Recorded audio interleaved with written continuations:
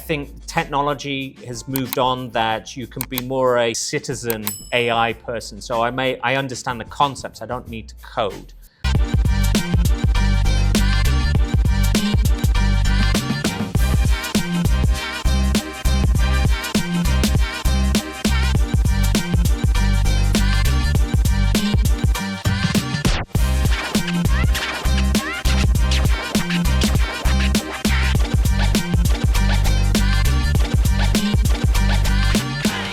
Hello world, Maura Abad here, Asset Management Visionaries Shaping Tomorrow. Today we have a super guest, Andy Hancock with SAP. Andy, thank you for being here with us. Thank you very much. You're very welcome. Thank you. Andy, tell the world, who are you and why are you with SAP? Why am I with SAP? Well, I mean, first of all, SAP is a great company to be with. What I do there, I'm part of what we call the Global Domain Advisory. And I really run a couple of teams globally that are subject matter experts around asset management and reliability. Wow, and tell us about your own perspective. What is reliability? For me, it is really just making sure that you can fulfill the customer's desire. I think it is like, and there are multiple moving parts within an organization that SAP helps in order to achieve that goal. And Andy, I have to say, I'm very impressed with your background. Tell us a little bit more. You are the Vice President at SAP. Tell us, how was your journey in getting to this position? Well, I mean, I think first of all, it came from finishing university, and I took a master's in computer science, which allowed me to move into the software world. I actually got into facility management around there and supporting multi-trades, so carpenters and electricians out in the field. So I kind of understood their pains and started to really understand how to convert that into programs. From there, got into mobility. So really supporting the technicians out in the field across the multiple contracts that we have, getting work orders executed out in the field at that point of performance.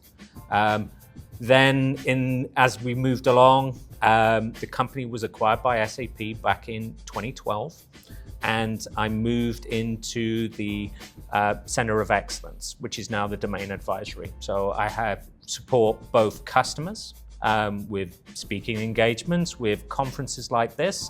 I also support our sales field with enablement. We look after a lot of the innovation topics that come along, and we support the field in making them understand it, and also along the way the partner ecosystem that we have and our customers. So it's an exciting time. It's always changing, and particularly with what's going on with AI and how that's influencing the workforce. It's a great place to be, really. What a great journey. We say we live life not from the stands, but from the field. And what you're saying is that you have been basically learning from the front line. Then now you can tell a little bit more what's happening. You are expressing from a position of knowledge. And that is so valuable for our audience that is listening, that perhaps they are like, maybe I should or I shouldn't get into this field. What advice would you give them? I think the best advice is that I was given is proximity to opportunity, which is really, and part of that is put yourself in a position to learn. Invest in yourself is the very first thing that I would do. But be able to, you may not know that thing or that task or that piece of knowledge today, but you should be excited to learn it and then to progress. And then one day you will know it. I think the very famous fake it until you make it kind of scenario. But I think it is just invest and put yourself in a position to learn. I'm always learning, never stop learning. That is what you and I have in common. We're students in life, and that is so eye-opener because you never stop learning. I always say, the more that I learn, the more that I realize that I don't know anything, right? It's true, very true. Yes, exactly. You touched base about digitalization, and you and I have been talking about artificial intelligence. Tell the audience how you see through the SAP world what's happening now. Well, I think it's very, very exciting. With what the ERP organization. So when I talk about, think of Google, OpenAI, they've invested, tens, if not hundreds of millions of dollars in creating a viable artificial intelligence through their large language models. That has then enabled SAP to grab hold of that and then utilize that as a foundational element to then bring out business AI. So utilizing, the chat GPTs of the world to then be able to start to communicate with our software in a natural language element to then provide insights that would take too long really to execute on. It's opening up new opportunities within that space, new skill sets that they didn't exist a couple of years ago. Now they're in hot demand. Prompt engineering, I think, is one of the new ones. And how you actually start to, I think the skill sets are going to, how do I, as an individual, leverage those new sort of capabilities and new skills in order to be better at my job? And I think it's progressing so fast that, if we were to have this conversation in a year's time, it will be on a completely different set of topics, I think. Exactly, it's changing fairly quickly. We'll say, and also sustainability is changing. Tell us a little bit what SAP is doing in sustainability. Yeah, the way that we're doing it is it's become more important, and it's some of the aspects is there's always been an ESG policy at a corporate level, but sustainable operations has always lagged a little behind because of visibility. So the way that SAP has approached this is really to create a green ledger, a carbon accounting. So we're utilizing the best practices around financial ledgers, merging that with the green ledger to then make sure that you can not only see the impact from a carbon perspective, sustainable perspective on your bottom line. Then we've brought in, from a portfolio management perspective, we have sustainability control tower. So that allows you to be able to report on it, to record that information. And then we have brought individual products such as response development and production, where that enables us to do plastic tax, responsibility programs, your scope 1, 2, and 3. So we've kind of covered every area, and it's really, getting that visibility from the shop floor into ESG. That is the mission for us at SAP. What an important mission what you're doing. Also, inside the uptime elements, we have 5 knowledge domains, being reliability engineering for maintenance, asset condition management, work execution management, leadership for reliability, and asset management. I'm going to dive in now into corporate responsibility. What is the position of SAP with corporate responsibility? Yeah, we really have 3 elements. And I think the very first one is really helping accelerate social enterprises, the ones that are looking after people and locations rather than profit, helping them with our portfolio in order to meet their objectives. Then, the second element around that is really helping people educate, providing, our learning hub for skills. So, going from education to really having a strong career in that aspect. And then I think the third one is really just talking about giving back. So we have a CSR, so Corporate Social Responsibility Program.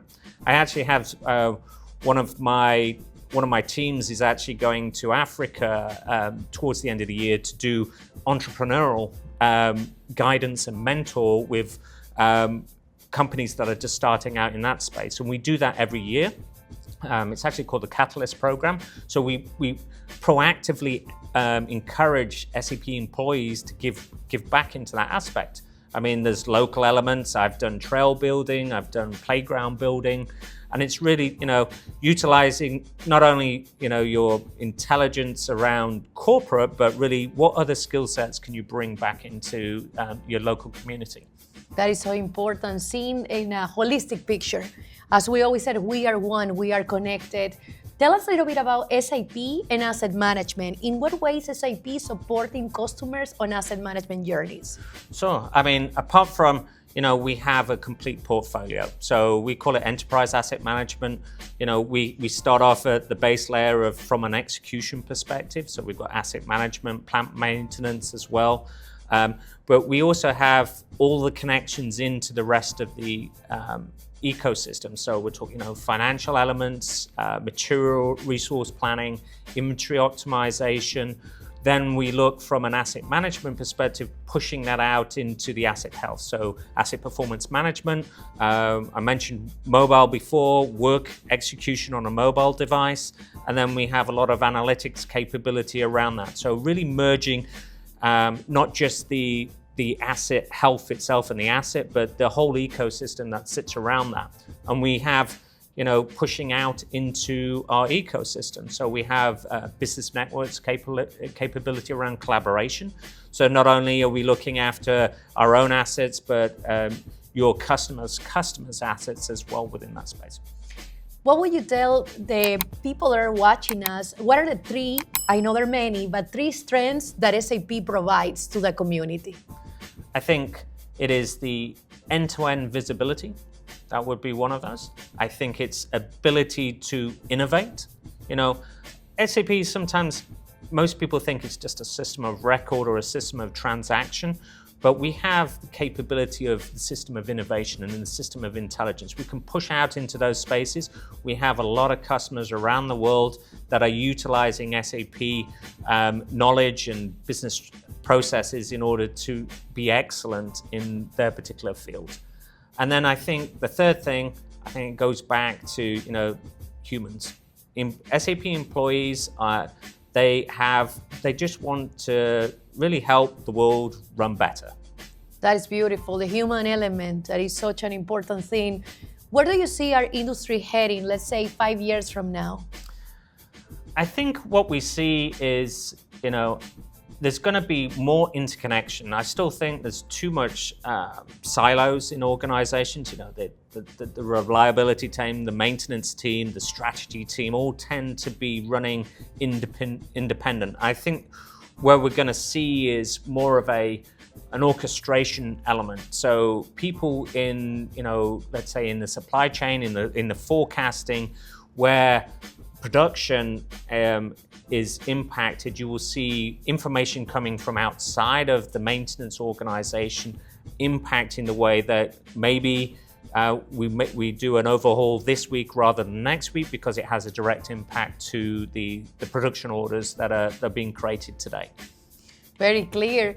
Final recommendations for our audience. What would you say to them if they haven't started in digitalization journey or asset management? Don't be frightened. I think everybody is looking at AI, has at least played with it. The bar to entry, if we were talking about this 3 years ago, people would have said, I need a data scientist. I think technology has moved on that you can be more a citizen AI person. So I understand the concepts, I don't need to code.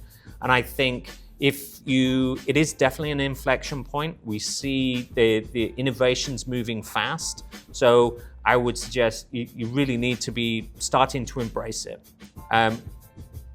Sticking your head in the sand, I think, is the wrong thing to do. And I think going back to what I was saying, that proximity to opportunity is that if you're not taking the opportunity to enhance the way that you do your business, somebody else is. And you're going to lose that first mover advantage, and you're going to ultimately lose market share and profitability because of the impact of that, because other people are just going to be further down the road than you are. Investing in your education, in digitalization, and grabbing that opportunity. Thank you very much, Andy, for the time with Asset Management Visionaries, to SAP team. We're looking forward perhaps to a second interview. Why not? Because we have so much to talk about. All the best to you. And for you that are watching us, remember, we are all over in social media, Spotify, Association of Asset Management Professionals. We're looking forward to hear your comments as well and suggestions. We are here for you. We are one community. Asset Management Visionaries, shaping tomorrow. All the best to each of you, and don't forget to smile. See you soon. Bye-bye, everybody.